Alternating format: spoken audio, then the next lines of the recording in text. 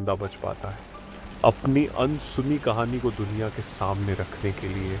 और एक GoPro camera जो इनमें से एक इंसान के सूट में लगा हुआ था वो ये सब कुछ रिकॉर्ड कर रहा था। और इस कैमरा के अंदर मौजूद दृश्य आपके हाथ पांव कांपने के लिए मजबूर कर देगा।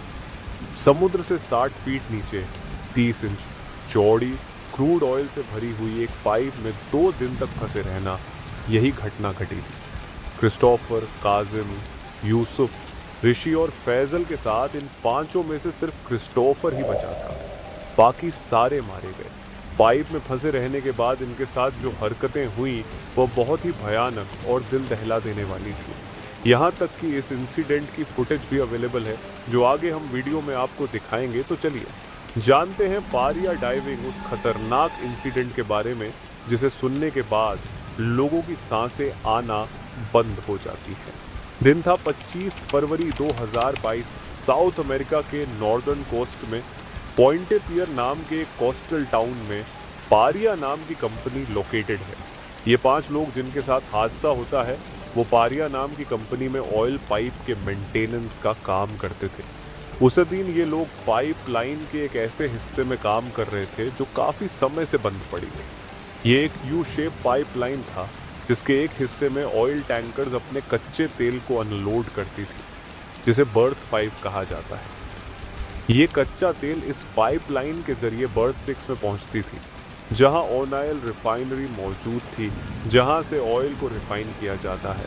उस दिन इन वर्कर्स का काम था इस पाइपलाइन के ऊपरी हिस्से को पानी से सेपरेट करना, ताकि ये लोग अपने इक्विपमेंट्स वगैरह के साथ यहाँ आराम से खड़े होकर अपने काम को अंजाम दे सके। पाइप के अंदर से हाइड्रोकार्बन बाहर ना निकले, इसलिए एयर प्लग भी लगाए गए थे। इसके अलावा पाइप के ऊपर काम करने के लिए एक स्पेशल कैबिन, जिसको हैबिटेट बेल भी बोला जाता है, इसका इस्तेमाल किया जाता था।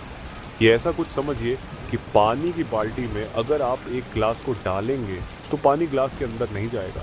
हैबिटेट बेल पाइप के अंदर एयर प्रेशर छोड़ के एक सूखी जगह तैयार करता है ताकि लोग इसके अंदर अच्छे तरीके से काम कर सके। और उस दिन इन लोगों का काम था पाइप के अंदर जाके उस एयर प्लग को निकालना।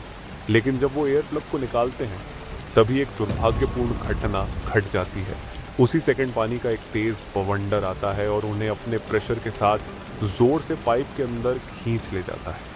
ये इतना तेज़ बवंडर था और इतना ताकतवर था कि 90 सेकंड के अंदर पाइप अंदर ही अंदर उन्हें 20 फीट नीचे और 120 फीट दूर जाके पटक देता है। इस घटना की फुटेज आप देखिए। घटना से पहले कुछ दिखेगा, फिर सब कुछ अंधेरा ही अंधेरा। पाइप सीधा न होने के कारण उन्हें एक राहत मिलती है। ये 5 लोग एक छोटे से एयर पॉकेट में फंस जाते हैं जहां ये सांस ले सकते थे, लेकिन सारी चीज़ों में उनको ज़रा भी आइडिया नहीं था कि उनके साथ हुआ क्या है। पानी का फ्लो इतना ज़्यादा था कि कुछ लोगों की तो हड्डियां भी टूट गई। इसके अलावा पाइप के अंदर कुछ भी दिखाई नहीं दे रहा था। चौंकाने वाली बात तो ये थी कि जो हवा वो लोग पाइप के अंदर ले रहे थे उसी हवा की वजह से वह पाइप में फंस गए थे।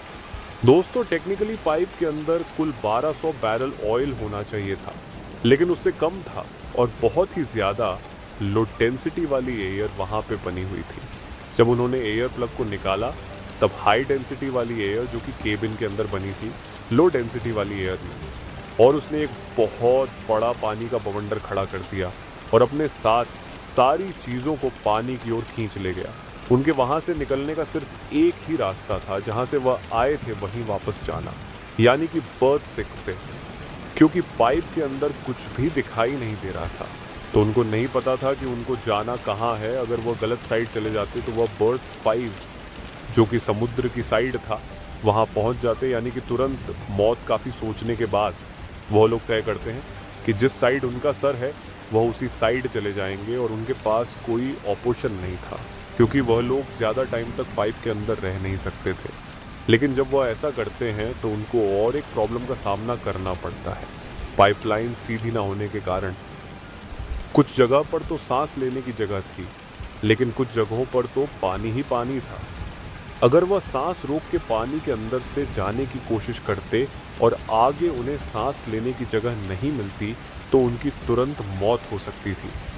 इस जगह से क्रिस्टोफर और फैजल डिसाइड करते हैं कि आगे दोनों अकेले जाएंगे। उनका प्लान बहुत ही सिंपल था। दोनों अकेले बाहर निकलकर बाकी तीनों के लिए मदद भेजेंगे। वह दोनों आगे की तरफ बढ़ते हैं और वह दो एक और एयर पॉकेट में फंस जाते हैं और वहां पर एक चमत्कार होता है। उनको महसूस होता है कि ऑक्सीजन टैंक उनके सामने पड़ा है। अब जिस वजह से वह पानी के अंदर ज़्यादा देर के लिए जा सकते थे, लेकिन प्रॉब्लम ये थी कि अंधेरा होने के कारण वह नहीं देख पा रहे थे कि ऑक्सीजन टैंक के अंदर कितना ऑक्सीजन है। ऑक्सीजन टैंक खत्म होने ही वाला था, लेकिन उसी वक्त वो एक चीज़ से टकराते हैं और वो चीज़ थी एक और ऑक्सीजन टैंक। इस ऑक्सीजन टैंक का माउथ पीस ही नहीं था वो चीज़ जिसे कि ऑक्सीजन मुंह में लगा के लिया जाता था। इस वजह से उनको ऑक्सीजन टैंक की ओपनिंग में अपना मुंह डालना पड़ा और इसी के साथ पूरा का पूरा ऑयल उनके मुंह में चला गया। क्रूड ऑयल दोस्तों, क्रूड ऑयल एक ऐसा ऑयल होता है जो कि काला होता है, उससे पेट्रोल डीजल बनाया जाता है। अगर मुंह और आंखों में चला जाए तो बहुत जलन होती है। उस वक्त तक फैजल का भी ऑक्सीजन टैंक खत्म हो चुका था और उसकी हड्डियां टूटने के कारण बहुत ही ज़्यादा दर्द में था। तो इस वजह से क्रिस्टीफर को आगे अकेले जाना पड़ा। 2 घंटे मशक्कत करने के बाद उसका ऑक्सीजन टैंक एक और चीज़ से टकराता है और वह चीज़ थी पाइप का बैंड। ये बात जानकर वह खुश भी हुआ और दुखी भी, क्योंकि यहाँ पर एक तो बर्थ 6 की ओपनिंग हो सकती थी जहाँ से बाहर निकला जा सकता था, या फिर बर्थ 5 की ओपनिंग जो कि पूरी तरीके से बंद थी। पाइप में पानी कम होने के कारण उसका तैरकर ऊपर पाइप से बाहर निकलना नामुमकिन था। तो ये भी एक बड़ी प्रॉब्लम बन गई थी। तो वह पाइप को ज़ोर ज़ोर से मारने लगा और आवाज़ करने लगा। उसी वक्त कुछ रेस्क्यूअर उसकी आवाज़ सुनते हैं और उसके लिए एक चैन डालकर उसको बाहर निकालते हैं। जैसे ही क्रिस्टीफर बाहर आता है तो वो पहली चीज़ ये बोलता है कि उसके चारों ही दोस्त अभी भी पाइप के अंदर और ज़िंदा है और उनको मदद की सख्त ज़रूरत है। यहाँ पे उन लोगों को ओनाइल को धीरे धीरे एक्सट्रैक्ट करना चाहिए था या कुछ और रेस्क्यू मेथड अपनाना चाहिए था। कंपनी के रेस्क्यूअर उनकी मदद करने जाने ही वाले थे, पर कंपनी ने उनको जाने की परमिशन नहीं दी क्योंकि कंपनी के पास ज़्यादा बड़े ऑक्सीजन सिलेंडर नहीं थे। अगर रेस्क्यूअर नीचे जाते तो उनकी जान भी खतरे में हो सकती थी। ये बात सुनते ही क्रिस्टोफर खुद अपने दोस्तों को बचाने जाने ही वाला था, बट कंपनी ने उसको भी रोक दिया। जब क्रिस्टोफर ने सारी चीज़ें बताई तब रेस्क्यूअर उस पाइप को ठोक ठोक कर मारने लगे ताकि पता लग सके कि चारों लोग एग्जैक्ट कहाँ हैं, और यहाँ तक कि चारों लोग भी पाइप को मारकर रिस्पॉन्ड भी कर रहे थे। आप देखिए ये फुटेज।